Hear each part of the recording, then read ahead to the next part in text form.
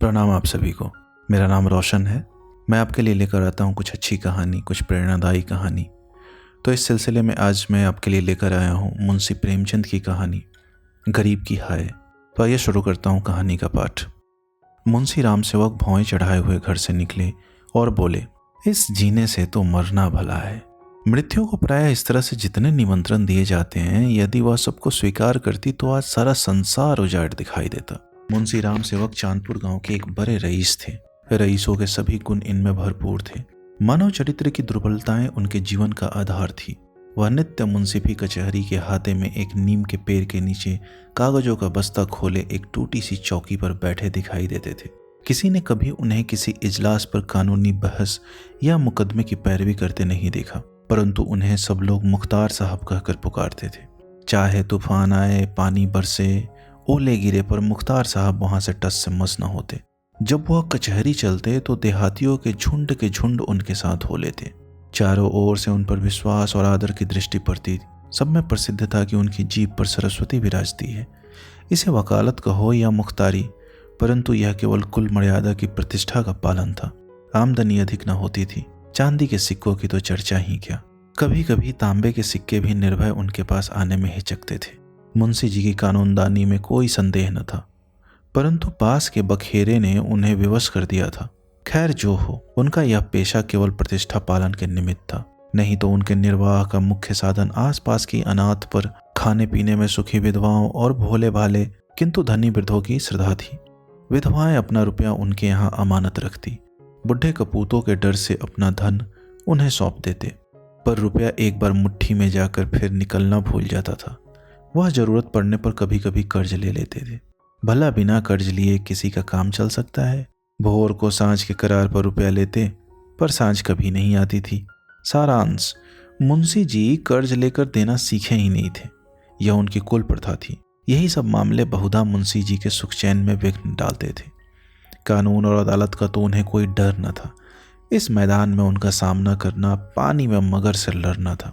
परंतु जब कोई दुष्ट उनसे भिड़ जाता, उनकी ईमानदारी पर संदेह करता और उनके मुंह पर बुरा भला कहने पर उतारू हो जाता, तब मुंशी जी के हृदय पर बड़ी चोट लगती। इस प्रकार की दुर्घटनाएं प्रायः होती रहती थी। हर जगह ऐसे ओछे रहते हैं जिन्हें दूसरों को नीचा दिखाने में ही आनंद आता है। ऐसे ही लोगों का सहारा पाकर कभी कभी छोटे आदमी मुंशी जी के मुंह लग जाते थे। नहीं तो कुंजरिन की इतनी मजाल नहीं थी कि उनके आंगन में जाकर उन्हें बुरा भला कहे। मुंशी जी उसके पुराने ग्राहक थे। बरसों तक उससे साग भाजी ली थी। यदि दाम न दिया तो कुंजरिन को संतोष कर लेना चाहिए था।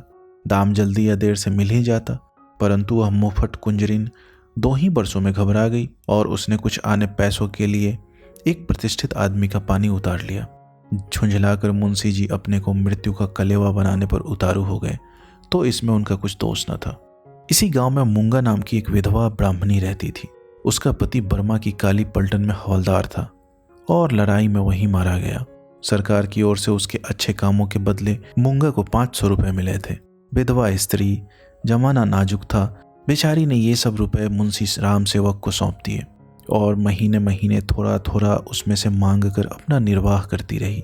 मुंशी जी ने यह कर्तव्य कई वर्ष तक तो बड़ी ईमानदारी के साथ पूरा किया, पर जब बुढ़ी होने पर भी मूंगा नहीं मरी तो मुंशी जी को यह चिंता हुई कि शायद उसमें से आधी रकम भी स्वर्ग यात्रा के लिए नहीं छोड़ना चाहती।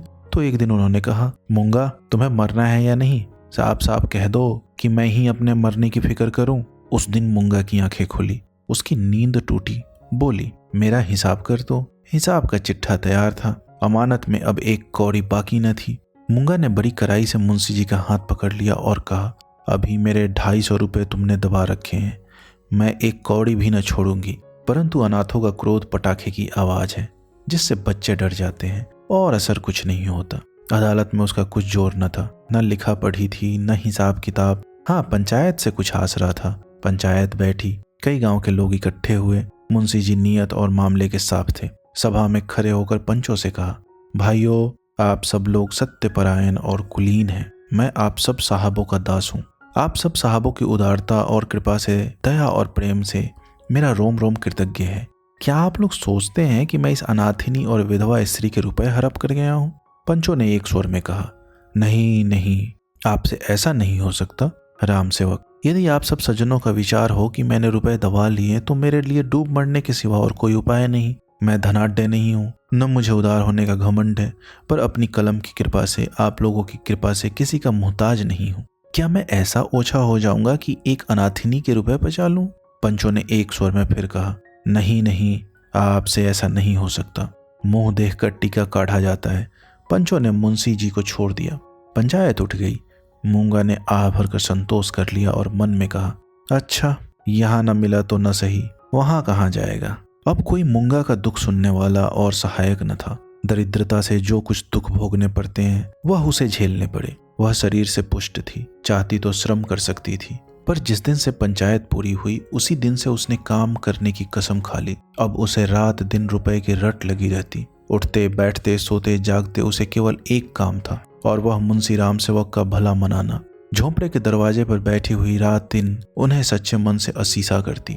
बहुधा अपनी असीस के वाक्यों में ऐसे कविता के भाव और उपमाओं का व्यवहार करती कि लोग सुनकर अचंभे में आ जाते। धीरे धीरे मूंगा पगली हो चली। नंगे शरीर, हाथ में कुल्हाड़ी लिए हुए सुनसान स्थानों में जा बैठती। झोंपड़े के बदले अब वह मरघट पर नदी के किनारे खंडहरों में घूमती दिखाई देती। बिखरी हुई लटें, लाल लाल आंखें, पागलों सा चेहरा, सूखे हुए हाथ पांव। उसका यह स्वरूप देखकर लोग डर जाते थे। अब कोई उसे हंसी में भी नहीं छेड़ता। यदि वह कभी गांव में निकल आती तो स्त्रियां घरों में किवाड़ बंद कर लेती। पुरुष कतराकर इधर उधर से निकल जाते और बच्चे चीख मारकर भागते। यदि कोई लड़का भागता न था तो वह मुंशी राम सेवक का सुपुत्र राम गुलाम था। बाप में जो कुछ कोर कसर रह गई थी वह बेटे में पूरी हो गई थी। लड़कों का उसके मारे नाक में दम था। गांव के काने और लंगड़े लड़के उसकी सूरत से चिढ़ते थे, और गालियां खाने में तो शायद ससुराल में आने वाले दामाद को भी इतना आनंद न आता हो। वह मूंगा के पीछे तालियां बजाता, कुत्तों को साथ लिए हुए उस समय तक रहता जब तक वह बेचारी तंग आकर गांव से निकल न जाती।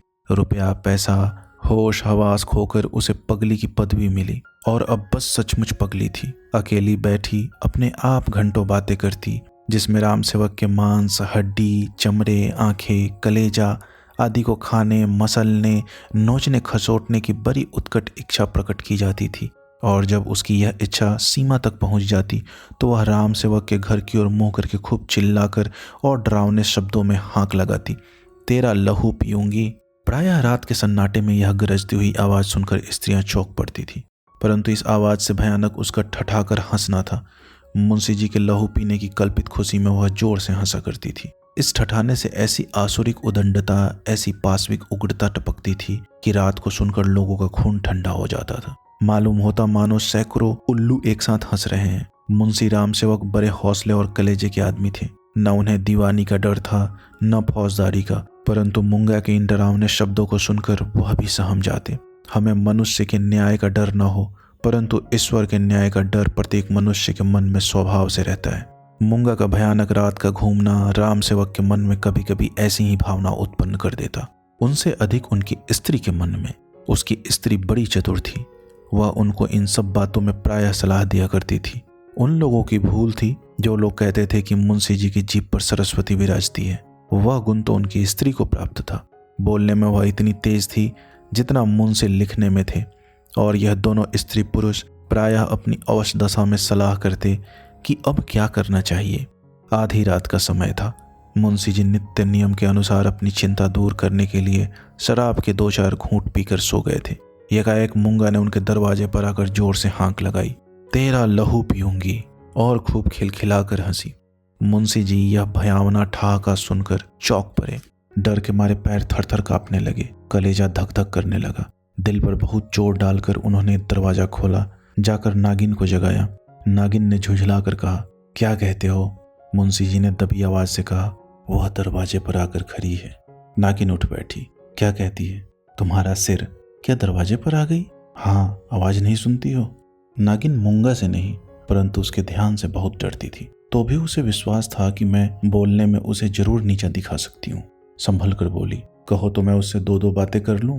परंतु मुंशी जी ने मना किया। दोनों आदमी पैर दबाए हुए टेढ़ी में गए और दरवाजे से झांक कर देखा। मूंगा की धुंधली मूरत धरती पर पड़ी थी और उसकी सांस तेजी से चलती सुनाई देती थी। राम सेवक के लहू और मांस की भूख से वह अपना लहू और मांस सुखा चुकी थी। एक बच्चा भी उसे गिरा सकता था, परंतु उससे सारा गांव थर थर कांपता। हम जीते मनुष्य से नहीं डरते, पर मुर्दे से डरते हैं। रात गुजरी, दरवाजा बंद था, पर मुंशी जी और नागिन ने बैठकर रात काटी। मूंगा भीतर नहीं घुस सकती थी, पर उसकी आवाज को कौन रोक सकता था। मूंगा से अधिक डरावनी उसकी आवाज थी। भोर को मुंशी जी बाहर निकले और मूंगा से बोले, यहाँ क्यों पड़ी है? मूंगा बोली, तेरा लहू पीऊंगी। नागिन ने बल खाकर बोला, तेरा मुंह झुलस दूंगी। पर नागिन के विष ने मूंगा पर कुछ असर न किया। उसने जोर से ठहाका लगाया। नागिन खिसियानी सी हो गई। हंसी के सामने मुंह बंद हो जाता है। मुंशी जी फिर बोले, यहां से उठ जा। न उठूंगी। कब तक पड़ी रहेगी? तेरा लहू पी कर जाऊंगी। मुंशी जी की प्रखर लेखनी का यहाँ कुछ और जोर न चल सका और नागिन की आग भरी बातें यहाँ सर्द हो गई। दोनों घर में जाकर सलाह करने लगे। मुंशी जी की प्रखर लेखनी का यहाँ कुछ जोर न चला और नागिन की आग भरी बातें यहाँ सर्द हो गई। दोनों घर में जाकर सलाह करने लगे, यह बला कैसे टलेगी? इस आपत्ति से कैसे छुटकारा होगा? देवी आती है तो बकरे का खून पीकर चली जाती है, पर यह डायन मनुष्य का खून पीने आई है। वह खून जिसकी अगर एक बूंद भी कलम बनाने के समय निकल पड़ती थी तो अठवारों और महीनों सारे कुनबे को अफसोस रहता और यह घटना गांव में घर घर फैल जाती थी। क्या यही लहू पीकर मूंगा का सूखा शरीर हरा हो जाएगा? गांव में यह चर्चा फैल गई। मूंगा मुंशी जी के दरवाजे पर धरना दिए बैठी है। मुंशी जी के अपमान में गांव वालों को बड़ा मजा आता था। देखते देखते सैकड़ों आदमियों की भीड़ लग गई। इस दरवाजे पर कभी कभी भीड़ लगी रहती थी। यह भीड़ राम गुलाम को पसंद न थी। मूंगा पर उसे ऐसा क्रोध आ रहा था कि यदि उसका बस चलता तो वह उसे कुएं में ढकेल देता। इस तरह का विचार उठते ही राम गुलाम के मन में गुदगुदी समा गई और वह बड़ी कठिनता से अपनी हंसी रोक सका। आहा, वह कुएं में गिरती तो क्या मजे की बात होती, परंतु यह चुड़ैल यहाँ से टलती ही नहीं। अब क्या करूं? मुंशी जी के घर में एक गाय थी जिसे खली, दाना और भूसा तो खूब खिलाया जाता, पर वह सब उसकी हड्डियों में मिल जाता। उसका ढांचा पुष्ट होता जाता था। राम गुलाम ने उसी गाय का गोबर एक हांडी में घोला और सबका सब बेचारी मूंगा पर उड़ेल दिया। उसके थोड़े बहुत छींटे दर्शकों पर भी डाल दिए। बेचारी मूंगा लथपथ हो गई और लोग भाग खड़े हुए। कहने लगे, यह मुंशी राम गुलाम का दरवाजा है, यहाँ इसी प्रकार का शिष्टाचार किया जाता है। जल्द भाग चलो, नहीं तो अब के इससे भी बढ़कर खातिर की जाएगी। इधर भीड़ कम हुई, उधर राम गुलाम घर में जाकर खूब हंसा और तालियां बजाई। मुंशी जी ने इस व्यर्थ की भीड़ को ऐसे सहज में और ऐसे सुंदर रूप से हटा देने के उपाय पर अपने सुशील लड़के की पीठ ठोकी। सब लोग चंपत हो गए, पर बेचारी मूंगा ज्यों की त्यों बैठी रही। दोपहर हुई, मूंगा ने कुछ नहीं खाया। सांझ हुई, हजार कहने सुनने से भी उसने खाना नहीं खाया। गांव के चौधरी ने बड़ी खुशामद की। यहाँ तक मुंशी जी ने हाथ तक जोड़े, पर देवी प्रसन्न न हुई। निदान मुंशी जी उठकर भीतर चले गए। वह कहते थे कि रूठने वाले को भूख आप ही मना लिया करती है। मूंगी ने यह रात भी बिना दाना पानी के काट दी। लाला जी और ललाइन ने आज फिर जाग जाग कर भोर किया। आज मूंगा की गरज और हंसी बहुत कम सुनाई पड़ती थी। घर वालों ने समझा बला टली। सवेरा होते ही जो दरवाज़ा खोल कर देखा तो वह अचेत पड़ी हुई थी। मुंह पर मक्खियां भिन भिन आ रही थी और उसके प्राण पखेरु उड़ चुके थे। वह इस दरवाजे पर मरने ही आई थी। जिसने उसके जीवन की जमा पूंजी हड़ ली थी, उसी को अपनी जान भी सौंप दी। अपने शरीर की मिट्टी तक उसको भेंट कर दी। धन से मनुष्य को कितना प्रेम होता है। धन अपनी जान से भी ज़्यादा प्यारा होता है, विशेषकर बुढ़ापे में। ऋण चुकाने के दिन ज्यों ज्यों पास आते जाते हैं, त्यों त्यों उसका ब्याज बढ़ता जाता है। यह कहना व्यर्थ है कि गांव में इस घटना से कैसी हलचल मची और मुंशी राम से वह कैसे अपमानित हुए। एक छोटे से गांव में ऐसी असाधारण घटना होने पर कितनी हलचल हो सकती थी, उससे अधिक ही हुई। मुंशी जी का अपमान जितना होना चाहिए था, उससे बाल बराबर भी कम न हुआ। उनका बचा खुचा पानी भी इस घटना से चला गया। अब गांव का चमार भी उनके हाथ का पानी पीने या उन्हें छूने का रवादार न था। यदि किसी घर में कोई गाय खूंटे पर मर जाती है तो वह आदमी महीनों द्वार द्वार भीख मांगता फिरता है। न नाई उसकी हजामत बनावे, न कहार उसका पानी पिए, न कोई उसे छुए। यह गो हत्या का प्रायश्चित। ब्रह्म हत्या का दंड तो इससे भी कड़ा है और इससे अपमान भी बहुत है। मूंगा यह जानती थी, इसीलिए इस दरवाजे पर आकर मरी थी। वह जानती थी कि मैं जीते जी तो कुछ नहीं कर सकती, मरकर उससे बहुत कुछ कर सकती हूँ। गोबर का उपला जब जलकर खाक हो जाता है तब साधु संत उसे माथे पर चढ़ाते हैं। पत्थर का ढेला आग में जलकर आग से अधिक तीखा और मारक हो जाता है। मुंशी राम सेवक कानूनदा थे। कानून ने उन पर कोई दोष नहीं लगाया था। मूंगा किसी कानूनी दफा के अनुसार नहीं मरी थी। ताजीरात हिंद में उसका कोई उदाहरण नहीं मिलता था। इसलिए जो लोग उनसे प्रायश्चित करवाना चाहते थे उनकी भारी भूल थी। कुछ हर्ज नहीं, कहार पानी न भरे न सही, वह आप पानी भर लेंगे। अपना काम करने में भला लाज ही क्या। बला से नाई बाल न बनवाएगा, हजामत बनाने का काम ही क्या है। दाढ़ी बहुत सुंदर वस्तु है। दाढ़ी मर्द की शोभा और श्रृंगार है, और जो फिर बालों से ऐसी घिन होगी तो एक एक आने में तो अस्तुरे मिलते हैं। धोबी कपड़ा न धोवेगा, इसकी भी कुछ परवाह नहीं। साबुन तो गली गली कौड़ियों के मोल आता है। एक बट्टी साबुन में दर्जनों कपड़े ऐसे साफ हो जाते हैं जैसे बगुले के पर। धोबी क्या खाकर ऐसा साफ कपड़ा धोवेगा। पत्थर पर पटक पटक कर कपड़ों का लत्ता निकाल देता है। आप पहने, दूसरों को भाड़े पर पहनावे, भट्टी में चढ़ाए, रेह में भिगावे, कपड़ों की तो दुर्गत कर डालता है। तभी तो कुर्ते 2-3 साल से अधिक नहीं चलते। नहीं तो दादा हर 5वें बरस 2 अचकन और 2 कुर्ते बनवाया करते थे। मुंशी राम सेवक और उनकी स्त्री ने दिन भर तो यूं ही कहकर अपने मन को समझाया। सांझ होते ही उनकी तर्कनाएं शिथिल हो गई। अब उनके मन में भय ने चढ़ाई की। जैसे जैसे रात बीतती थी भय भी बढ़ता जाता था। बाहर का दरवाज़ा भूल से खुला रह गया था, पर किसी की हिम्मत न पड़ती थी कि जाकर बंद कर आए। निदान नागिन ने हाथ में दिया लिया, मुंशी जी ने कुल्हारा, राम गुलाम ने गरासा। इस ढंग से तीनों चौंकते हिचकते दरवाजे पर आए। यहाँ मुंशी जी ने बड़ी बहादुरी से काम लिया। उन्होंने नीधड़क दरवाजे से बाहर निकलने की कोशिश की। कांपते हुए पर ऊंची आवाज में नागिन से बोले, तुम व्यर्थ डरती हो, अब क्या यहाँ बैठी है। पर उनकी प्यारी नागिन ने उन्हें अंदर खींच लिया और झुंझला कर बोली, तुम्हारा यही लड़कपन तो अच्छा नहीं। यह दंगल जीतकर दोनों आदमी रसोई के कमरे में आए और खाना पकाने लगे। मूंगा उनकी आंखों में घुसी हुई थी। अपनी परछाई को देखकर मूंगा का भय होता था। अंधेरे कोनों में बैठी मालूम होती थी।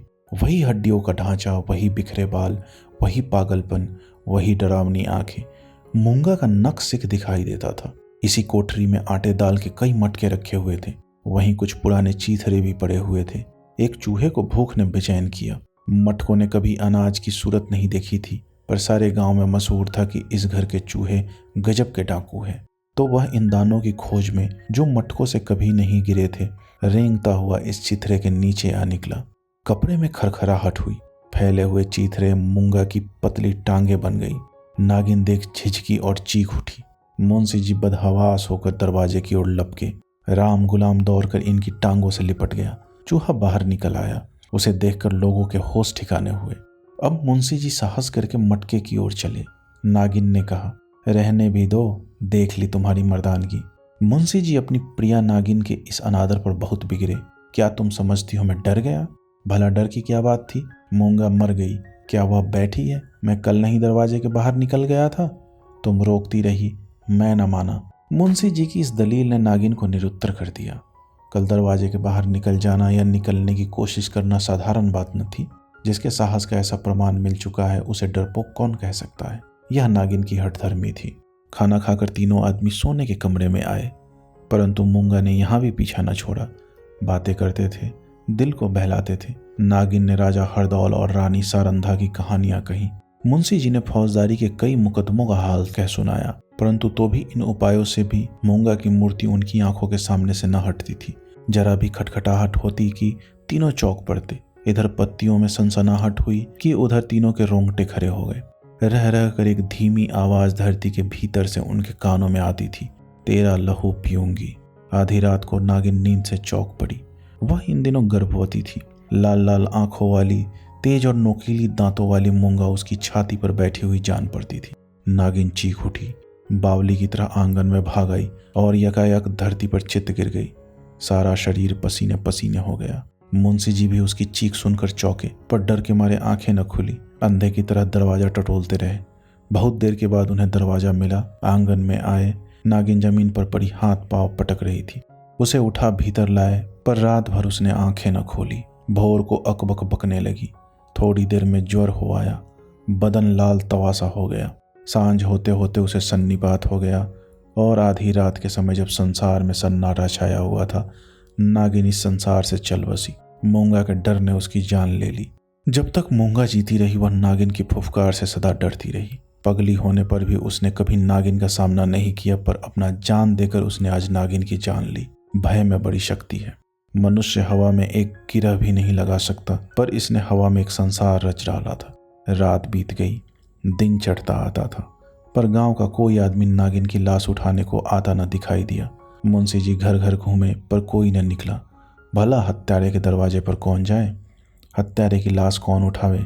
इस समय मुंशी जी का रोब दाब, उनकी प्रबल लेखनी का भय और उनकी कानूनी प्रतिभा एक भी काम न आई।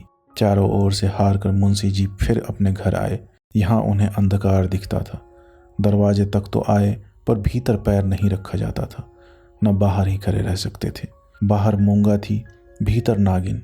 जी को करा करके हनुमान चालीसा का पाठ करते हुए घर में घुसे। उस समय उनके मन पर जो बीतती थी वही जानते थे। उसका अनुमान करना कठिन है। घर में लाश पड़ी हुई, न कोई आगे न पीछे। दूसरा ब्याह तो हो सकता था। अभी इसी फागुन में तो 50वां लगा है, पर ऐसे सुयोग्य और मीठी बोली वाली स्त्री कहाँ मिलेगी। अफसोस, तब तगादा करने वालों से कौन बहस करेगा, कौन उन्हें निरुत्तर करेगा। लेन देन का हिसाब किताब कौन इतनी खूबी से करेगा। किसकी करी आवाज तीर की तरह तगादेदारों की छाती में चुभेगी। यह नुकसान अब पूरा नहीं हो सकता। दूसरे दिन मुंशी जी लाश को ठेले गाड़ी पर लाद कर गंगा जी की तरफ चले। 100 के साथ जाने वालों की संख्या कुछ भी न थी। एक स्वयं मुंशी जी, दूसरे उनके पुत्र रत्न राम गुलाम जी। इस बेइज्जती से मूंगा की लाश भी नहीं उठी थी। मूंगा ने नागिन की जान लेकर भी मुंशी जी का पिंड न छोड़ा। उनके मन में हर घड़ी मूंगा की मूर्ति विराजमान रहती थी। कहीं रहते उनका ध्यान इसी ओर रहा करता था। यदि दिल बहलाव का कोई उपाय होता तो शायद वह इतने बेचैन न होते, पर गांव का एक पुतला भी उनके दरवाजे की ओर न झांकता था। बेचारे अपने हाथों पानी भरते, आप ही बर्तन धोते। सोच और क्रोध, चिंता और भय, इतने शत्रुओं के सामने एक दिमाग कब तक ठहर सकता था। विशेषकर वह दिमाग जो रोज कानून की बहसों में खर्च हो जाता था। अकेले कैदी की तरह उनके 10-12 दिन तो ज्यों त्यों कर कटे। 14वें दिन मुंशी जी ने कपड़े बदले और बोरिया बस्ता लिए हुए कचहरी चले। आज उनका चेहरा कुछ खिला हुआ था। जाते ही मेरे मुवक्किल मुझे घेर लेंगे, मेरी मातम पुरसी करेंगे।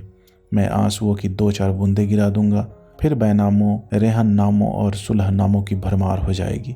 मुट्ठी गर्म होगी, शाम को जरा नशे पानी का रंग जम जाएगा, जिसके छूट जाने से जी और भी उचट रहा था। इन्हीं विचारों में मग्न मुंशी जी कचहरी पहुंचे, पर वहां रेहन नामों की भरमार और बैनामों की बाढ़ और मुवक्किलों की चहल पहल के बदले निराशा की रेतीली भूमि नजर आई। बस्ता खोले घंटों बैठे रहे, पर कोई नजदीक भी न आया। किसी ने इतना भी न पूछा कि आप कैसे हैं। नए मुवक्किल तो खैर, बड़े बड़े पुराने मुवक्किल जिनका मुंशी जी से कई पीढ़ियों से सरोकार था, आज उनसे मुंह छिपाने लगे थे।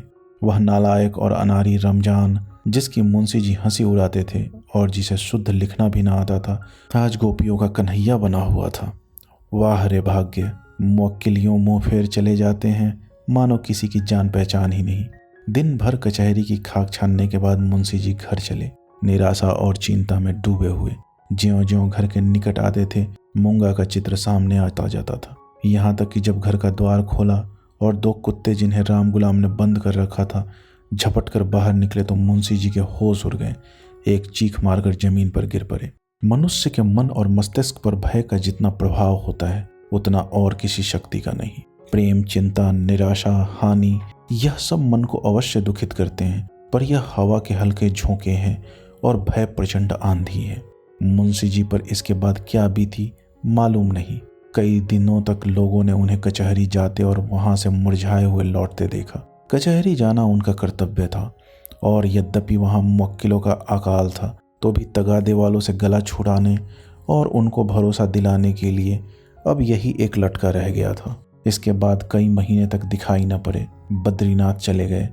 एक दिन गांव में एक साधु आया, भभूत रमाए, लंबी जटाए, हाथ में कमंडल। उसका चेहरा मुंशी राम सेवक से बहुत मिलता जुलता था।